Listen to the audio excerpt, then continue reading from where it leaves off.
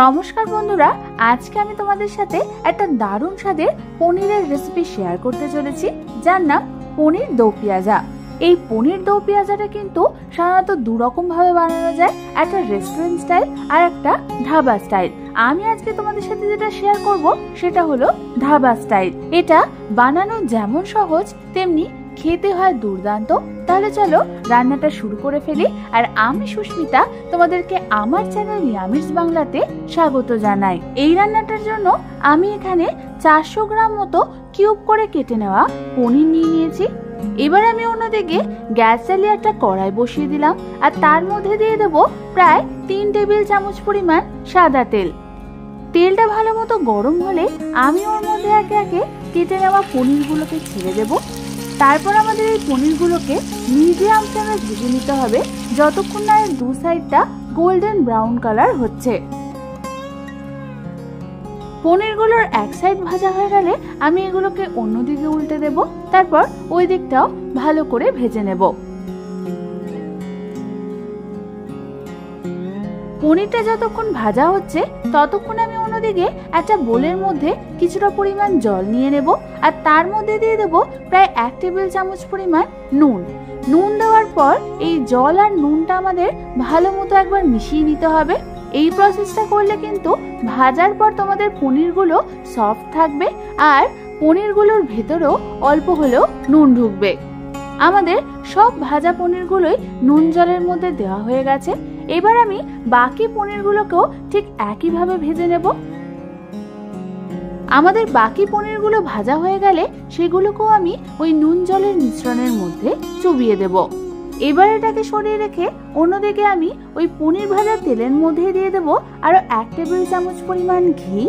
তেল আর ঘিটা গরম হলে আমি ওর মধ্যে ফোড়নের জন্য দেব 1খানা তেজপাতা, 1/2 চামচ পরিমাণ গোটা জিরে, 3খানা এলাচ, 3খানা লবঙ্গ, 5 থেকে 6টা গোটা গোলমরিচ, 1খানা বড় এলাচ, আর দিয়ে দেবো 1খানা দারচিনি। এবার আমাদের ফোড়নটাকে হালকা হাতে একটু নাড়াচাড়া করে নিতে হবে। ফোড়নটাকে নাড়াচাড়া করার পর আমি এর মধ্যে দিয়ে দেবো প্রায় 4খানা মিডিয়াম সাইজের স্লাইস করে কুচনো পেঁয়াজ। পেঁয়াজগুলো দেওয়া হয়ে গেলে আমাদের এই পেঁয়াজগুলোকে প্রায় 1 থেকে 2 মিনিটের জন্য হালকা হাতে একটু নাড়াচাড়া করে নিতে হবে। 1 থেকে 2 মিনিট পর আমি এর মধ্যে দিয়ে দেবো প্রায় 1/2 চামচ পরিমাণ নুন। নুন দেওয়ার পরও আমাদের এই পেঁয়াজটাকে আরো 3 থেকে 4 মিনিটের জন্য ভালো মতো ভেজে নিতে হবে। 3 থেকে 4 মিনিট ধরে ভাজার পর পেঁয়াজের কালারটা যখন চেঞ্জ হয়ে যাবে আর পেঁয়াজটা যখন নরম হয়ে আসবে, তখন আমি এর মধ্যে দিয়ে দেবো প্রায় 2 টেবিল চামচ পরিমাণ আদা রসুন বাটা।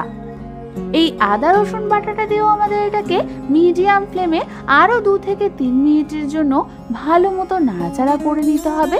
প্রায় 3 মিনিট পর যখন আদা রসুনের কাঁচা গন্ধটা চলে যাবে, তখন আমি এর মধ্যে দিয়ে দেবো 2খানা মিডিয়াম সাইজের কুচনো টমেটো, আর দিয়ে দেবো 1/2 চামচ পরিমাণ নুন আর 1 চামচ পরিমাণ হলুদ গুঁড়ো।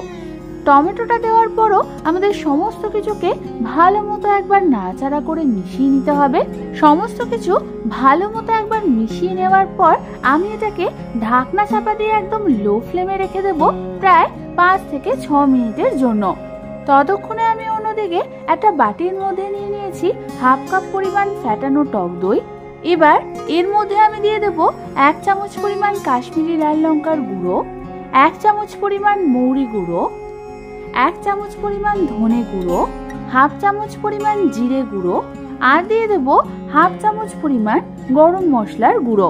এবার আমাদের এই টক দইটার সাথে সমস্ত মশলাকে ভালো মতো মিশিয়ে নিতে হবে। তোমরা দেখো আমাদের টক দইয়ের সাথে সমস্ত মশলা ভালো মতো মিশানো হয়ে গেছে। এবার এটাকে সরিয়ে রেখে অন্যদিকে ঢাকনা খুলে তোমরা দেখবে আমাদের টমেটোগুলো নরম হয়ে গেছে। এই সময় আমাদের খুন্তির সাহায্যে ভালো মতো নাড়াচাড়া করতে করতে টমেটোগুলোকে ম্যাশ করে নিতে হবে। ভালো মতো সমস্ত কিছু মিশানো হয়ে গেলে আমি ওর মধ্যে যে টক দই আর মশলার মিশ্রণটা বানিয়ে রেখেছিলাম সেইটাকে দিয়ে দেব। তারপর আমাদের এটাকে লো ফ্লেমে ভালো মতো নাড়াচাড়া করে নিতে হবে। প্রায় 2 থেকে 3 মিনিট ধরে ভালো মতো নাড়াচাড়া করার পর আমি এটাকে একদম লো ফ্লেমে ঢাকনা চাপা দিয়ে মশলাটা কষার জন্য রেখে দেব আরো 5 থেকে 6 মিনিট। প্রায় 6 মিনিট পর ঢাকনা খুলে তোমরা দেখো আমাদের মশলা থেকে তেল ছেড়ে দিয়েছে আর আমাদের মশলাটাও ভালো মতো কষানো হয়ে গেছে। এবার আমাদের হালকা হাতে একবার এটাকে নাড়াচাড়া করে নিতে হবে। এবার আমি এর মধ্যে দিয়ে দেব প্রায় হাফ কাপ পরিমাণ গরম জল। তোমরা যেরকম গ্রেভি চাও সেই অনুযায়ী তোমরা এখানে জল অ্যাড করবে। জল দেওয়ার পর আমাদের এই সমস্ত কিছুকে মিডিয়াম ফ্লেমে ভালো মতো একবার নাড়াচাড়া করে নিতে হবে। এরপর আমি এর মধ্যে দিয়ে দেব স্বাদ অনুযায়ী চিনি, স্বাদ অনুযায়ী নুন আর দিয়ে দেব 1 চামচ পরিমাণ হাতে ক্রাশ করে নেওয়া কাসুরি মেথি। এবার আমি এই সমস্ত কিছুকে মিডিয়াম ফ্লেমে আরো 2 থেকে 3 মিনিটের জন্য ভালো মতো নাড়াচাড়া করে নেব। ভালো মতো সমস্ত কিছু মেশানো হয়ে গেলে আমি এর মধ্যে নুন জলে সোক করে রাখা পনিরগুলোকে ভালো মতো জল স্ট্রেন করে এর মধ্যে দিয়ে দেব। সমস্ত পনিরগুলোকে গ্রেভির মধ্যে দেওয়া হয়ে গেলে এই পনিরের সাথে গ্রেভিগুলোকে আমাদের মিডিয়াম টু লো ফ্লেমে প্রায় 2 থেকে 3 মিনিটের জন্য কুক করে নিতে হবে। যতক্ষণ এটা কুক হচ্ছে ততক্ষণে আমি অন্যদিকে গ্যাসের দিয়ে একটা ফ্রাইং প্যান বসিয়ে দিলাম আর তার মধ্যে দিয়ে দিলাম প্রায় 1 টেবিল চামচ পরিমাণ সাদা তেল আর 1 চামচ পরিমাণ ঘি। তেল আর ঘিটা গরম হলে আমি ওর মধ্যে দিয়ে দেব হাফ চামচ পরিমাণ জিরে আর দিয়ে দেব হাফ ক্রাশ করে নেওয়া হাফ চামচ পরিমাণ গোটা ধনে। এই ধনে আর জিরেটাকে হালকা হাতে একটু নাড়াচাড়া করে নিয়ে আমি এর মধ্যে দিয়ে দেব এরকম বড় বড় করে ছাড়িয়ে নেওয়া পেঁয়াজের পাপড়ি। যেহেতু এটা দো পেঁয়াজা তাই এখানে 2 রকম ভাবে পেঁয়াজ ব্যবহার করা হচ্ছে। আর আমি এখানে দিয়ে দেব 2খানা চেরা কাঁচা লঙ্কা। এবার আমাদের এই সমস্ত কিছুকে মিডিয়াম ফ্লেমে প্রায় 1 থেকে 2 মিনিটের জন্য হালকা হাতে একটু ভেজে নিতে হবে। 1 থেকে 2 মিনিট ধরে ভাজার পর তোমরা দেখবে আমাদের পেঁয়াজের কালারটা হালকা চেঞ্জ হয়ে এসছে। ঠিক এই সময় গ্যাস অফ করে দিয়ে এই ভেজে নেওয়া সমস্ত পেঁয়াজটাকে আমি ওই গ্রেভির মধ্যে দিয়ে দেব।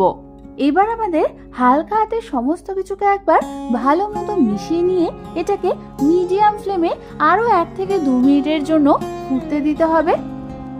1 থেকে 2 মিনিট ধরে ফোটার পর আমি এর মধ্যে দিয়ে দেব কিছুটা পরিমাণ কুচনো ধনেপাতা। ধনেপাতাটা দিয়ে হালকা হাতে একটু নাড়াচাড়া করে নিলে তৈরি হয়ে যাবে আমাদের দারুণ স্বাদের একদম ধাবা স্টাইল পনির দো পেঁয়াজা। এবার শুধু গরম গরম সার্ভ করার অপেক্ষা। এই পনির দো পেঁয়াজাটা কিন্তু ভাত, রুটি, পরোটা, পোলাও, ফ্রাইড রাইস সবকিছুর সাথে দারুণ লাগে খেতে। তাহলে আর দেরি না করে বাড়িতে যে কোনো একদিন এটা বানিয়ে ফেলো। আশা করি তোমাদের খুবই ভালো লাগবে। আমার চ্যানেলে পনিরের আরো দারুণ দারুণ রেসিপি রয়েছে, দেখতে চাইলে উপরের আই বাটনটা ক্লিক করে দেখে নিতে পারো। আর এই রেসিপিটা ভালো লেগে থাকলে একটা লাইক করে দিও। আর এরকম দারুণ দারুণ রেসিপি আরো আমার কাছ থেকে পেতে হলে আমার চ্যানেলটাকে ঝটপট সাবস্ক্রাইব করে নাও। আজ তাহলে এ পর্যন্তই। আমি আবার চলে আসবো তোমাদের কাছে নতুন কোনো রেসিপি নিয়ে।